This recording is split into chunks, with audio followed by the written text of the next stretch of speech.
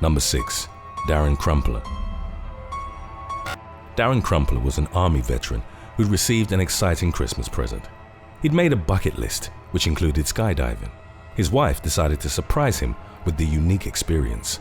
Crumpler's wife believed it would be a one-time activity. Instead, he took it on as a regular hobby. A year later, he decided to get his skydiving license. In order to be eligible, he needed to complete 3 more jumps. However, something went horribly wrong. While performing his second dive of the day, Crumpler's parachute opened, but he deviated from the landing site. Instead, he ended up falling heavily against a nearby home. The parachute's cords got tangled up with the house's TV antennas. That left Crumpler dangling 12 feet off the ground. The Army veteran remembered little about the accident, but his injuries were severe. He had to be airlifted to a nearby hospital. Crumpler suffered from a fractured ankle, heel, elbow, femur, and pelvis. He required several skin grafts and spent over 10 days hospitalized. Fortunately, Crumpler would go on to make a full recovery. He was able to walk again, though the pain from the accident lingered for a long time.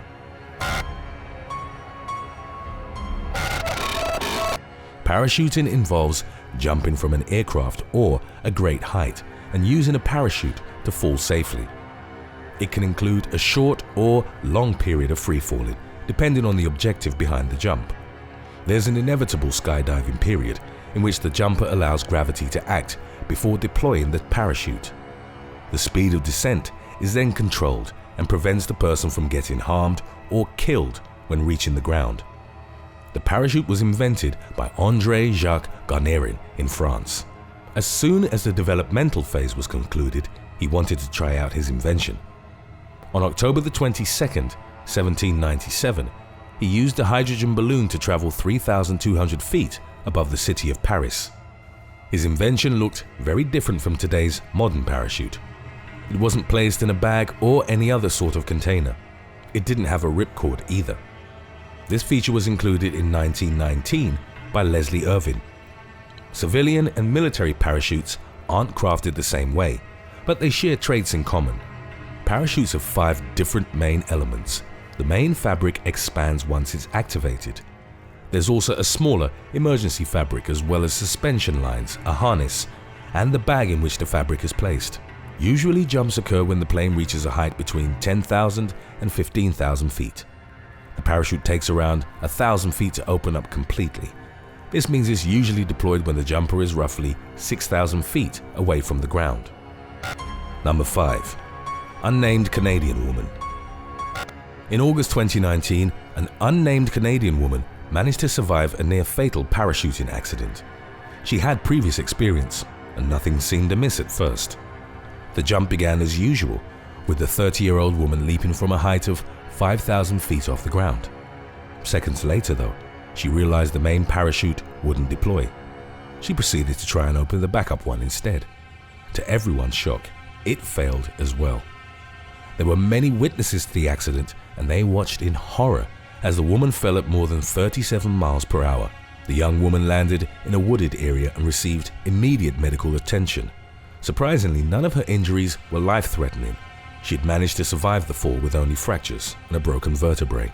The doctors and witnesses were shocked and relieved, as these type of falls tend to be fatal. As of the making of this video, PARACHUTISME ADRÉNALINE, the skydiving facility she used to make the jump, is under investigation.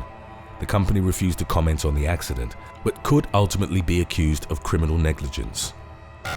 Number 4. Unnamed Colombian woman.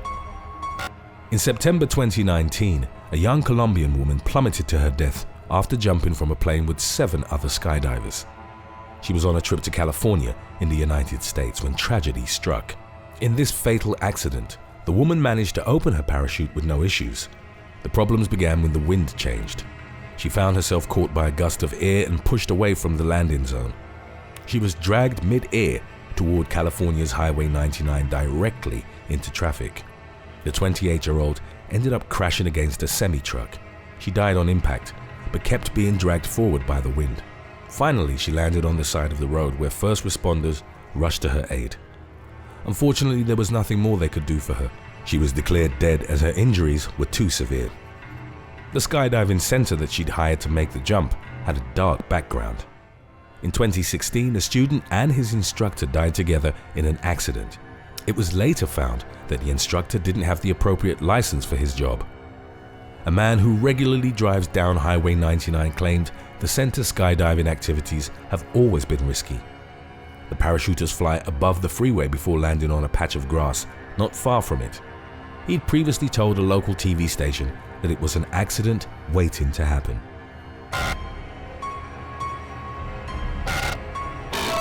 Parachuting can be practiced all over the world. There are several popular spots, usually called drop sites. Hawaii, Dubai, Mount Everest, and the Swiss Alps are among the most frequented. It can be performed both recreationally, as a professional sport, in military activities, and as an emergency escape from an aircraft. Since it's a risky activity, previous practice and training are necessary. When practiced for entertainment purposes, it's considered an extreme sport. The free fall period tends to be longer when it's performed as a sport or just for fun. There are several different types of competition and different styles that can be pursued, such as freestyle, canopy formation, and wingsuit flying. It can be performed as a group or individually, and it can even include artistic aspects. There are world championships and several associations of enthusiasts and professionals. The world record for the highest freefall as of the making of this video is held by Alan Eustace. He managed to jump at the astonishing height of 135,908 feet, falling freely for over 4 minutes. To put the altitude he leaped from into perspective, he actually reached the stratosphere before taking the jump. When used in an emergency, the parachute is usually attached to the aircraft seat. When the pilot activates the ejection, the seat propels up into the air. Then the parachute opens automatically, though older models might still require manual deployment. Number 3. Toby Turner, KERRI PIKE, and Peter Dawson. In 2017, a single skydiving accident ended the life of 3 people. Toby Turner, KERRI PIKE, and Peter Dawson jumped off the plane together in far north Queensland, Australia. None of them would reach the ground alive. Turner, a professional skydiver, wasn't even supposed to be on the plane. He decided to join the others because there was an empty seat. He jumped just before Pike and Dawson, who took the leap moments later. Pike was a first-time skydiver. Because of this, she was strapped together with her instructor, Dawson, in a tandem harness. Turner then committed a fatal mistake by deploying his parachute early. This happened because he'd placed the canopy in a container too large to properly contain it. Being an experienced parachuter, he had checked his own equipment, not noticing any problems. Opening his parachute early caused Turner to crash against the nearby instructor and student duo. The collision was fatal for all parties involved. The injuries were too severe due to the high-speed impact. The 3 skydivers were declared dead at the scene. During the autopsy, the main wounds were found on the neck and head. Due to the force of the impact, their bodies didn't fall on the designated landing spot. They instead were found approximately 1 mile away from the drop zone. Today's video was requested by Shane Harkin. If you have any other topics you'd like to learn about, subscribe and let us know in the comments section below.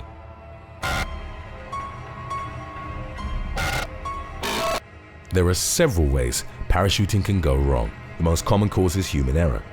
Reckless or inexperienced skydivers perform dangerous tricks or commit mistakes. This usually results in crashing at high speed against the ground or other obstacles along the way down. Other usual difficulties faced by parachuters are changes in weather conditions. Wind speed and change in direction can be particularly problematic. Colliding with other skydivers who are falling too close to one another can also produce accidents. The canopy or fabric of the parachutes can deflate suddenly by bumping hard enough against each other. This is particularly dangerous when it happens too close to the ground, as it doesn't give the skydivers enough time to use their reserve parachutes.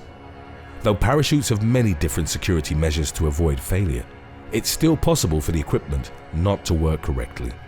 It's estimated that 1 in every 750 deployments end up in a malfunction. That's why every parachute has a second emergency canopy. The majority of accidents doesn't necessarily result in death and happens during landing. Reaching the ground with a single outstretched limb causes wrist or ankle injuries, such as fractures and sprains. Though there are many safety measures and extensive training is required, parachuting is still a dangerous activity. This means that the chances of death are high when problems occur. Number 2.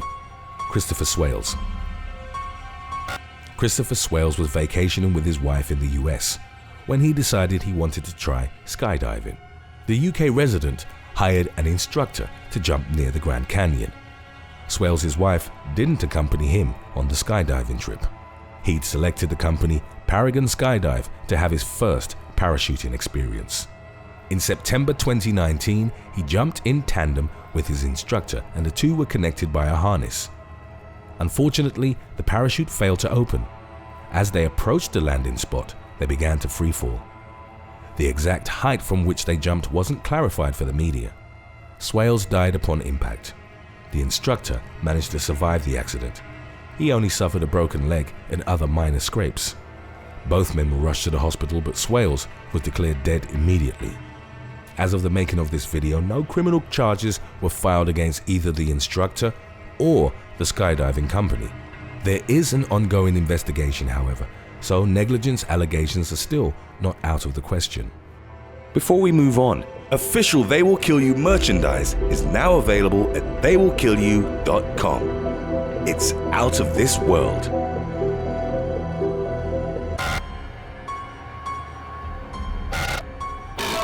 First and foremost, parachuting can't be performed by a completely inexperienced person. Practice and lessons are required before taking a jump. Each country has different legal requirements. People can actually practice skydiving without the need to actually perform a jump. Training occurs in vertical wind tunnels that simulate free fall. A beginner can try different alternatives before skydiving on their own. There are several options, such as assisted deployment, skydiving in tandem, or even static line, which allows the parachute to open automatically. A fundamental safeguard is the second, smaller emergency canopy included. Most countries demand skydivers carry 2 separate parachutes. Certificated riggers inspect and repackage the equipment to make sure it works correctly on a regular basis. In the US, it must be checked every 180 days. To avoid the injuries that usually occur when landed incorrectly, it's recommended to wear appropriate clothes. There's special supportive footwear as well as other equipment items that can help avoid tibia, ankle, and wrist fractures. These materials transfer impact energy along the rest of the limb instead of focusing on a certain area, thus minimizing injuries. Most experienced skydivers use visual or audible altimeters. These are typically placed in their helmets and help the jumper to know when to deploy their parachute. Number 1. Unnamed man. An unnamed man suffered an unexpected accident while skydiving in Michigan. He had traveled from out of state to participate in a parachuting event. The activity, called Dink Dink Boogie, took place in August 2019. More than 200 jumpers participated. The event was developing without incidents when tragedy struck. The Grand Haven Airport, where the activities took place, had already been involved in a previous accident. Earlier that year, a skydiver experienced problems with his parachute. Fortunately, the man managed to cut the cords and land safely. This time, the victim wouldn't be so lucky. The unnamed man jumped off the plane and his parachute opened correctly. It's not yet clear how the accident occurred. Some witnesses suspect the man's parachute might have bumped against that of another skydiver.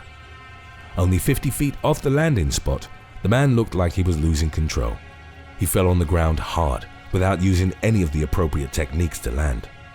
The event's organizers aren't confident if the man was incapacitated or distracted. The victim struck the ground hard and people quickly rushed to his aid. He was taken to the hospital, but the injuries he'd sustained were too severe. He was declared dead soon after. The event was cancelled after the accident, and an investigation was opened by the Federal Aviation Administration. Thanks for watching. Would you rather skydive without a backup parachute or spend an entire year without electronic devices? Let us know in the comments section below.